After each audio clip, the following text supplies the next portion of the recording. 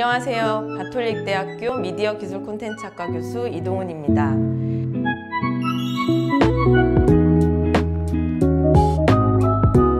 2019년 12월 중국 우한에서 처음 발생한 코로나19가 유행한 지도 벌써 1년이 되어가고 있습니다. 코로나19의 세계적인 확산은 단순한 질병이라고 볼 수 없을 정도로 전 인류의 삶을 크게 변화시켰습니다.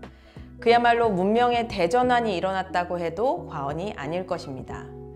코로나 이전의 시대로 돌아가고 싶다라는 말은 이제 무색해졌죠. 제러미 리프킨과 같은 다 미래학자들은 코로나19가 종식되더라도 또 다른 질병이 우리를 위협할 것이라고 예측하고 있습니다. 주기적이면서도 지속적인 팬데믹을 예고하는 것이죠.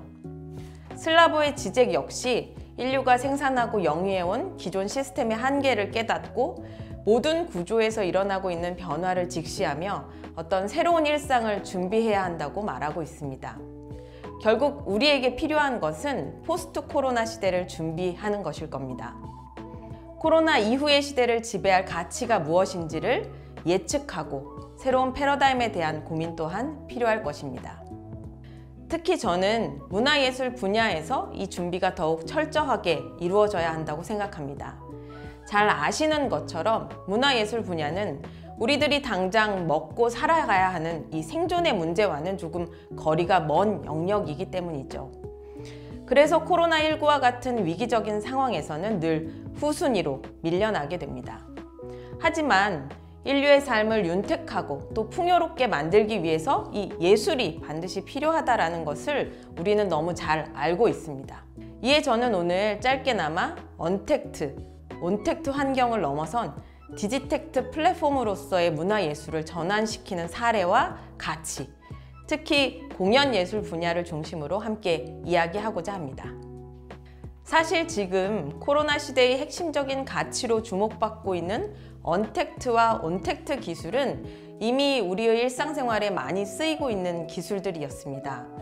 비대면이라는 개념인 언택트는 자판기 시스템과 같이 사람이 해야 하는 일을 대신 수행해주는 기계에서 이미 활용되고 있었죠. 하지만 물리적인 접촉을 최소화하는 비대면과 비접촉의 방식의 언택트 문화는 일시적이라는 한계를 가지고 있습니다. 인간은 언제고 다시 마주해야 하는 존재이기 때문이죠. 때문에 4차 산업혁명을 리드하고 있는 첨단 정보통신 기술을 이용한 온택트 문화가 코로나 시대에 주목받기 시작했습니다. 대면은 하되 스크린이라고 하는 새로운 매개를 적극적으로 도입하기 시작한 거죠.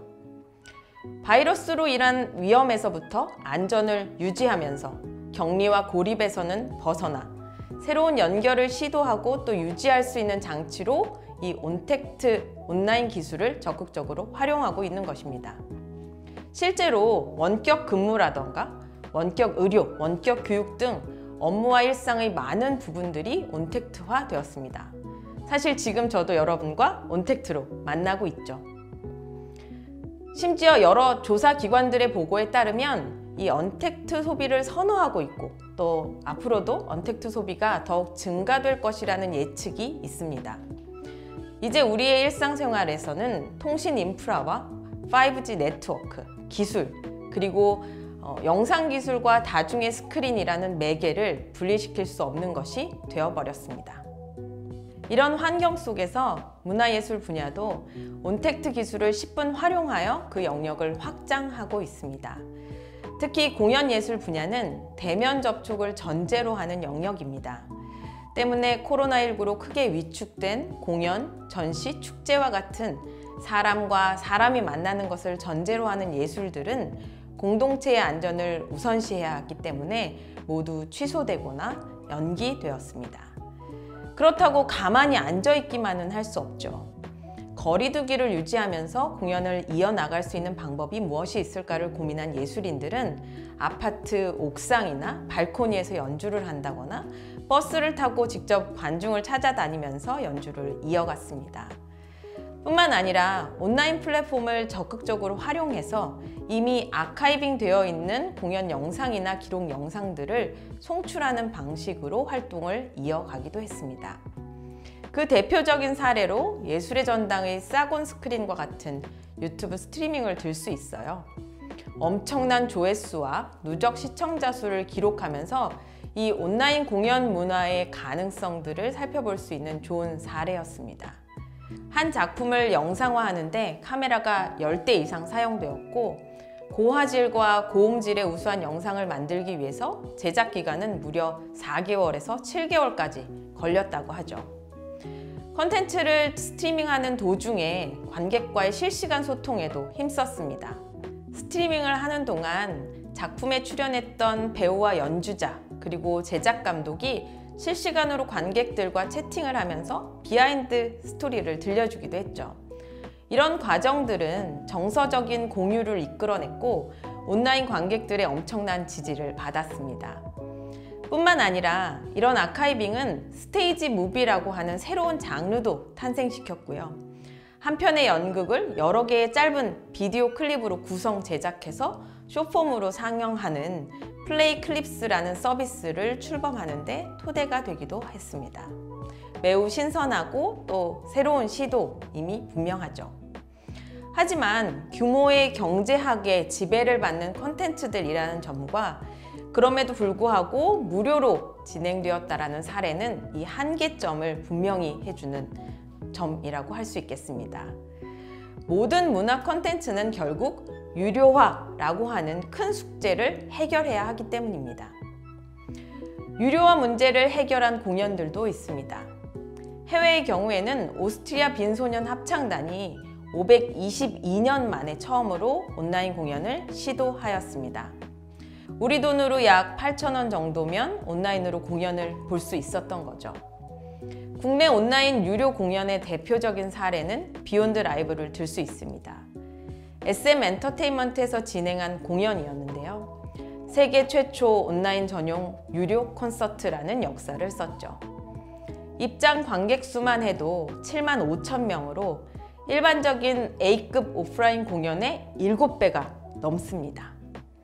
전 세계 109개국의 관객들이 동시 관람을 하였고 총 25억 정도의 매출을 기록하였다고 하죠. 이런 기록들 때문에 온라인 공연 문화의 비전을 제시하는 대표적인 사례로 자주 등장하곤 했죠.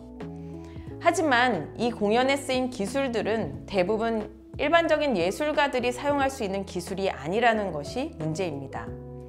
기본적으로는 3면을 채울 수 있는 LED 기술과 Extended Reality, 즉 확장 현실이라고 불리우는 XR의 첨단 기술력이 동원되어야만 합니다.